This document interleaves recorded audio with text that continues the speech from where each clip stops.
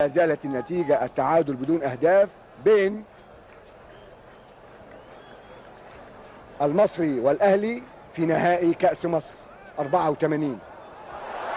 مسعد نور بيشوط جامد، تخش الكورة الجول، تخش الكورة الجول. الجول الأول للنادي المصري، الجول الأول للنادي المصري في الدقيقة 32 من الشوط الثاني.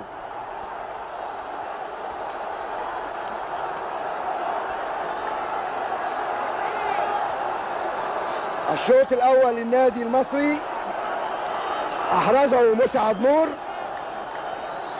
في الدقيقة 32 من الشوط الثاني،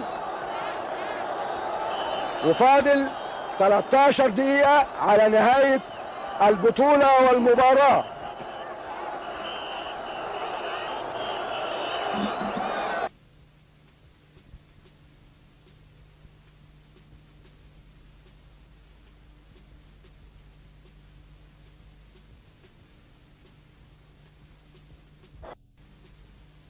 ميهوب على ميهوب، هو جول، هو جول، الجول الاول للنادي الاهلي في الدقيقة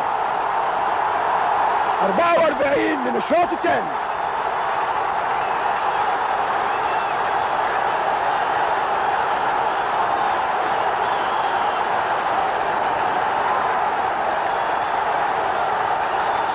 فات من الوقت حوالي 44 دقيقة، واصبحت النتيجة 1 للاهلي و1 للمصري.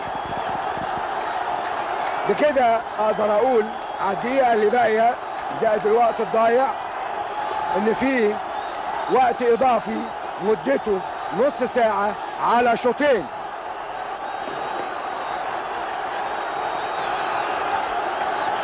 الكرة فيها العجب، يديها طارق سليمان، طارق سليمان ماشي لعبد الراضي، عبد الراضي لطارق سليمان، طارق سليمان بعرض الملعب لضياء، لخالد جد الله، لعلاء ميهوب، لخالد جد الله، خالد جد الله، وبينيه لعلاء ميهوب اللي رقص وماشي، علاء ميهوب اللي رقص وماشي وبيشوطها برجله الشمال، خش الكوره. الجول الثاني للنادي الاهلي، الجول الثاني للنادي الاهلي.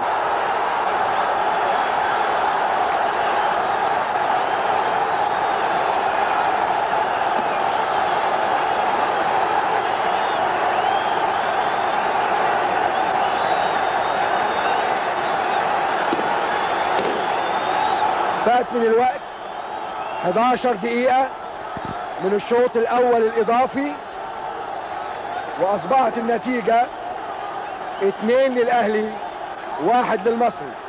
اللي جاب الجولين للنادي الأهلي علاء ميهوب، ما شاء الله إيه الحلاوة دي. خالد جد الله، سمير فوزي، سمير فوزي، الجول الثالث للنادي الأهلي، الجول الثالث للنادي الاهلي اللي جابه خالد جد الله.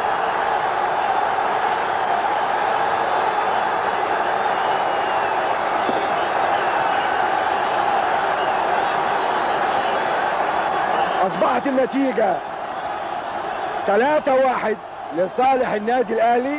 كرر هذه المهرجانات، مين الكاسب ما يهمش، مين المهزوم ما يهمش، مين اللي خد الكاس ما يهمش، مين اللي ضاع منه الكاس ما يهمش، وانما الناس تحضر مهرجانات كروية جميلة زي ما النهاردة حصلت. كورة كبيرة عظيمة من الفرقتين، من كل اللعيبة. النادي المصري النهاردة لعبوا 13 لاعب، 13 بطل، 13 فدائي لعب في النادي الاهلي، 13 بطل، 13 فدائي، يستاهلوا كل خير.